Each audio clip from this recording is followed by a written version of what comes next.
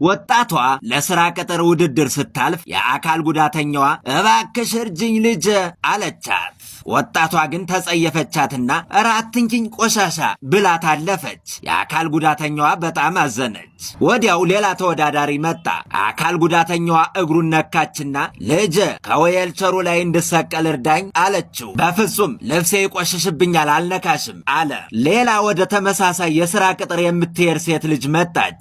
የአካል ጉዳተኛዋን ስታይ ልቧ ራርቶ ሄደችና እረዳቻት። የአካል ጉዳተኛዋ ተባረኪ ልጅ ወደዚያ ሕንፃ ትወስጅኛለሽ አለቻት። እንዴታ በደስታ ወስድሻለሁ አለችና ልጅቷ ወሰደቻት። ከቦታው ሲደርሱ እናቴ ይጸልዩልኝ፣ እዚህ ሕንፃ ውስጥ የፋሽን ዲዛይን የሥራ ውድድር አለብኝ አለቻት። እጸልያለሁ ልጅ፣ ኧረ ቶሎ ሂጅ እረፈደብሽ አለች የአካል ጉዳተኛዋ። ችግር የለውም እዚህ ጠብቂኝ እናቴ፣ ስመለስ ወደ ሰፈርሽ ወስድሻለሁ አለች።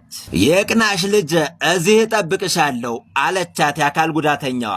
ልጅቷ በማርፈዷ አለቃው እየተበሳጨ ነበር። አንዲት ተወዳዳሪ ዘግይታለች አለ። ለሰዓት ግድ የሌላት ሴት ናት፣ ሰነፍ መሆን አለባት አሉ ሁለቱ ተወዳዳሪዎች።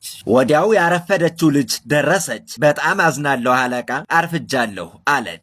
ለሰዓት ግድ የለሽም፣ በሉን ጀምር፣ የመወዳደሪያ ነጥባችሁን ንገሩኝ አለ አለቃው። የመጀመሪያዋ ሴት እኔ የሀብታም ልጅ ስለሆንኩ የፋሽን ዲዛይን ሱቅ አለኝ፣ ስራውን በደንብ ችለዋለሁ አለች።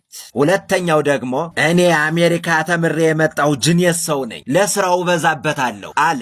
ሶስተኛዋ ሴት ግን እኔ ከድሃ ቤተሰብ ስለመጣሁ እድሜም በሙሉ ለመማር በመሞከር አሳልፌያለሁ አለቃ፣ ሙያውንም በጣም ወደዋለሁ፣ ራሴን ለማሻሻል ዝግጁ ነኝ አለች።